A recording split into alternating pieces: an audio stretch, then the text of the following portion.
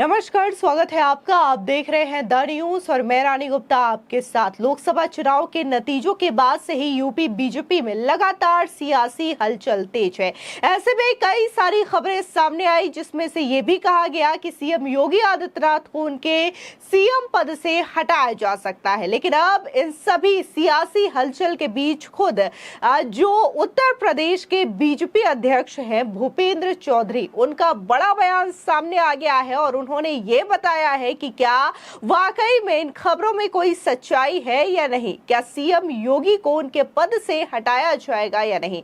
दरअसल आपको बता दें कि यूपी बीजेपी के अध्यक्ष भूपेंद्र चौधरी का ये कहना है कि यूपी में कोई बदलाव नहीं होने जा रहा है, यानी कि सीएम योगी आदित्यनाथ को उनके पद से नहीं हटाया जाएगा। वहीं दूसरी ओर सीएम योगी आदित्यनाथ जो है वो इस वक्त दिल्ली में मौजूद है। ऐसे में कहा जा रहा है कि सीएम जो है वो पीएम मोदी के साथ साथ गृह मंत्री अमित शाह, जेपी नड्डा और इसी के साथ ही आरएसएस प्रमुख मोहन भागवत से मुलाकात कर सकते हैं और यूपी में जो सियासी हलचल चल रही है उस पर भी चर्चा हो सकती है।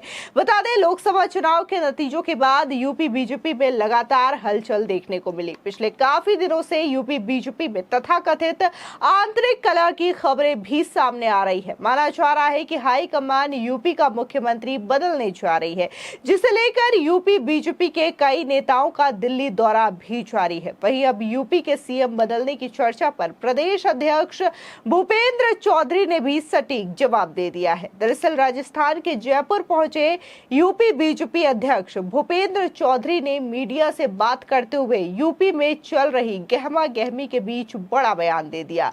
यूपी बीजेपी अध्यक्ष भूपेंद्र चौधरी का कहना है कि राज्य में सीएम को बदलने जाने की जो चर्चा है उसमें कोई दम नहीं है। लोकसभा चुनाव में अपेक्षित परिणाम नहीं आए, लेकिन हम अब पूरी तैयारी के साथ विधानसभा उपचुनाव लड़ने जा रहे हैं। इसके साथ ही भूपेंद्र चौधरी ने जयपुर में मीडिया से बातचीत में कहा कि यूपी में बीजेपी का वोट प्रतिशत सबसे अधिक है और एक राजनीतिक दल के नाते हम सभी बातों पर विचार कर रहे हैं। बीजेपी एक लोकतांत्रिक दल है, सबको अपनी बात लोकतांत्रिक तरीके से रखने का अधिकार है। यूपी एक बहुत बड़ा राज्य है, हम लोग अनुशासन से आगे बढ़ रहे हैं। यूपी में परिणाम हमारी अपेक्षा के मुताबिक नहीं आए, आपस में बात करके हम लोग आगे बढ़ रहे हैं। खामियों को दूर करने की कोशिश की जा रही है और वोट प्रतिशत आज भी हमारे लिए सबसे ज्यादा है। दूसरी ओर आपको बता दें कि दिल्ली में नीति आयोग की बैठक के लिए उत्तर प्रदेश के मुख्यमंत्री योगी आदित्यनाथ और दोनों डिप्टी सीएम पहुंच चुके हैं। अगले 48 घंटों में दिल्ली में कई अहम बैठकें होनी है। शनिवार को नीति आयोग की पहली बैठक, दूसरी बैठक बीजेपी शासित राज्यों के मुख्यमंत्रियों की और डिप्टी सीएम की है। माना जा रहा है कि उत्तर प्रदेश को लेकर सीएम योगी और बीजेपी के टॉप लीडरशिप के बीच यूपी को लेकर के अहम बैठक हो सकती है। चर्चा तो ऐसी भी है कि दिल्ली में मौजूद संघ प्रमुख मोहन भागवत के साथ भी सीएम योगी की अगले 48 घंटे में मुलाकात हो सकती है। इसके अलावा बीजेपी के टॉप लीडरशिप की बात करें तो जेपी नड्डा, गृह मंत्री अमित शाह और इसी के साथ ही प्रधानमंत्री मोदी से भी ये मुलाकात हो सकती है।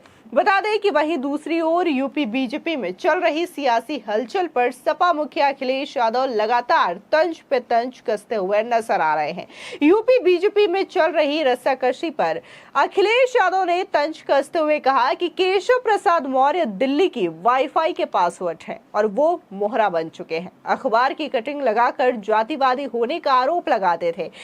वहीं दूसरी ओर केशव प्रसाद मौर्य ने अखिलेश यादव के इस तंज पर पलटवार करते हुए कहा कि अखिलेश यादव पिछड़ों दलितों के सदा विरोधी रहे हैं और वे खुद कांग्रेस पार्टी के मोहरा बन चुके हैं। सुनिए केशव प्रसाद मौर्य का ये बयान।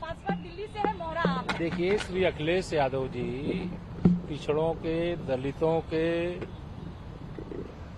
सदा विरोधी रहे हैं और वह स्वयं कांग्रेस पार्टी की मोहरा है। अग्निवीर को लेकर पीएम ने भी आज कहा है कि बहुत उपयोगी है, सेना जवान होगी इससे। माननीय प्रधानमंत्री जी ने जो कह दिया वो अच्छा कहा। इसके अलावा बात हम यूपी कैबिनेट में मंत्री संजय निषाद की करें तो उन्होंने भी अखिलेश यादव के इस बयान पर करारा पलटवार करते हुए क्या कुछ कहा, सुनिए। समाजवादी पार्टी को सोचना चाहिए कि समाजवादी पार्टी कहीं कांग्रेस की वाईफाई तो नहीं बन रही है, क्योंकि कांग्रेस को नीतियों के खिलाफ समाजवादी पार्टी का जन्म हुआ था और 30 सालों की कड़ी मेहनत के बाद समाजवादी पार्टी ने हम लोगों के जैसे लोगों के सहयोग से यह कांग्रेस विरोधी नीतियों के नाते उसको समाज विरोधी या दलितों, पिछड़ों, शोषितों के विरोध में रहने की वजह से कांग्रेस को उत्तर प्रदेश से हटाने में कामयाबी मिली थी।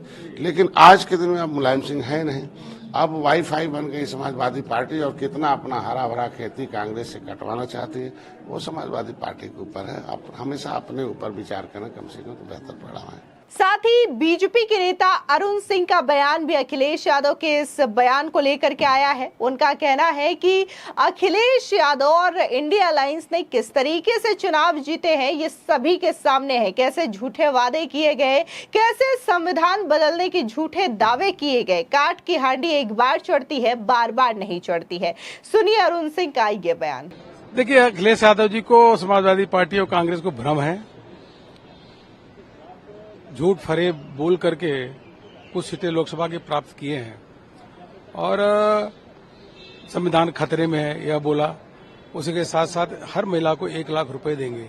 काट की हांडी एक बार चढ़ती है, बार बार नहीं चढ़ती है। आज भी उनके कार्यकाल को समाजवादी पार्टी का जो था लोग भूले नहीं है। जब चारों ओर दंगे होते थे, अपहरण होता था, गुंडे बदमाश खुलेआम सड़कों पे घूमते थे, यह एक डरावना सपना के रूप में आज भी लोगों के मनोमस्तिष्क में है।